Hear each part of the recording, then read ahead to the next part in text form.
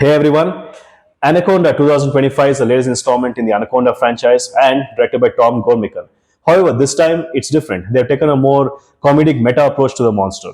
But the real question is, does it work? Does it land on its feet or does it fall flat on its face? Let's find out. Now, the story kicks off with two best friends. One is Doug McAllister, played by Jack Black, and the other one is Ronald Griffin, or Griff, played by Paul Rudd. Now, they have one singular goal. They want to reboot the Anaconda from 1997 because it is their favorite movie and it is something they grew up with. It is very special to them. It's nostalgic. However, like for most people with dreams and aspirations, real life got in the way. One is working as a wedding videographer, and the other one is working as a background actor, and neither of them are happy with their lives and they're deeply dissatisfied. So they finally hit the button and said they threw in the towel. They're like, you know what, screw this, let's do this movie. So they finally get on with it. They meet at a restaurant with two more like-minded individuals, one played by Thandi Newton, the other one played by Steve Zahn. Here, this is where Griff reveals that he has the rights to Anaconda. They have the filming rights to Anaconda. They can do whatever they want with the snake. Now, this was thrilling to them. However, things are not as smooth as they seem. Firstly, they had to get a loan of around $2 to $3 million for shooting the movie, which itself was a difficult task. And then they had to sail all the way to Amazon jungle to shoot the movie, and they had to find a snake salesman who could sell them a snake that could pass off as an anaconda. So, and his name was Santiago, and he does not play a very significant role in this film, but he does tag along with them as he has to handle the snake. So this is where things kick off. However, even when they start filming in the jungle, challenges await them. Jack Black, well, I always liked him as an actor. He's one of my favorite comedic actors. However, in this movie, his character very much resembles Carl Denham from King Kong 2005. Because even in that movie, he was a disgraced director. Nobody liked him. None of his peers respected him. But yet, he took the camera, believed in himself, and along with a team of people, sailed all the way to Skull Island and shot the movie. So, in this movie, the motivations is very much similar to the one in King Kong. However, his much less sinister and much more likable in this movie. Now, as for the tone of this movie, it is a lighthearted approach. I mean, they play most of it for laughs. However, it did not work for me. It kind of fell flat because I prefer much more, at least with Anaconda, I much more prefer the serious, somber, and the more horror action take that was done in the previous films because that really lent well to the monster.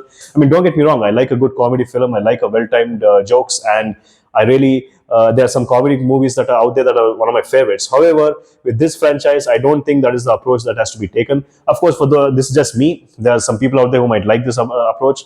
The real problem with this movie was the balance. They did not balance the comedic aspect as well as the snake aspect of it quite well. They focus so much on the camaraderie and the interactions between the characters that it overshadowed the threat of the snake. Whenever the snake came on screen, it was gigantic, it was huge, it caused a lot of, it left much destruction, and it was vicious. However, I didn't feel it. I didn't really get scared of the snake. It wasn't a threat. Even though there were some jump scares that were actually good, but that's about it. I did not really like this snake because it really, the gravitas of the snake fell. It did not really have an impact. This movie has more of a Land of the Lost or the Tropic Thunder vibe. I'm sure that's what they were going for, based on the setting, based on how the characters were written. However, those movies were different. It worked for them. Land of the Lost was not a very good movie at all, but Tropic Thunder was an excellent movie.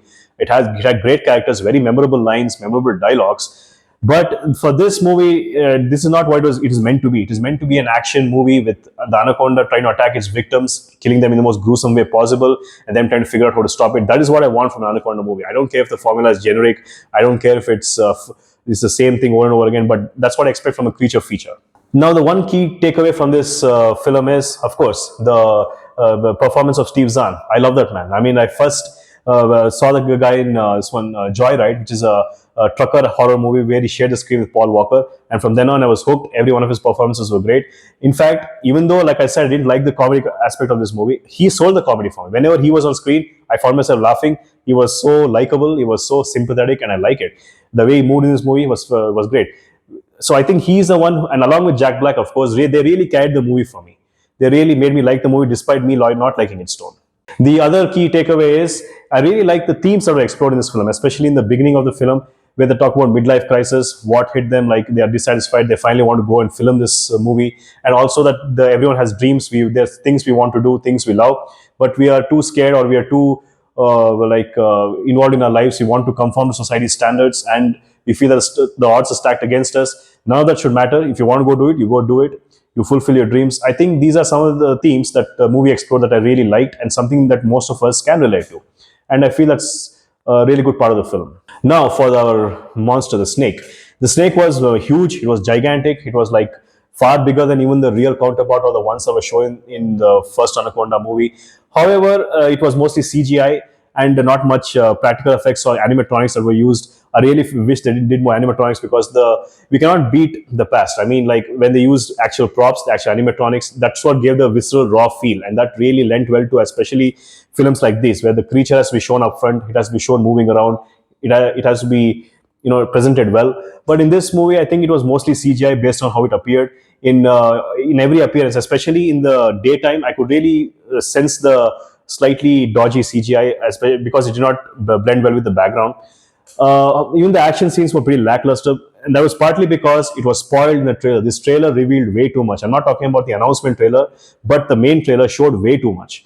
Most of the action was already shown in there. There was little more in this, but that didn't do much for me. I did not have much of an impact. I really wish they designed the trailers better. Just give us a taste. Don't give us the entire movie. Just give us a small taste. Maybe I would have enjoyed the action scenes even better. Ice Cube makes an appearance in this film. However, nobody cares because it's spoiled. I mean, again, they showed that in the trailer, and I don't know why they made this decision, because that should have at least been kept a secret. If it had been shown only in the movie, it would have had a much bigger impact. But his appearance, but we knew he was going to come. He was going to show up. He was going to do something to stop the snake, because he was a star in the first film. So there was nothing to look forward to. There's another celebrity, of course, who makes an appearance.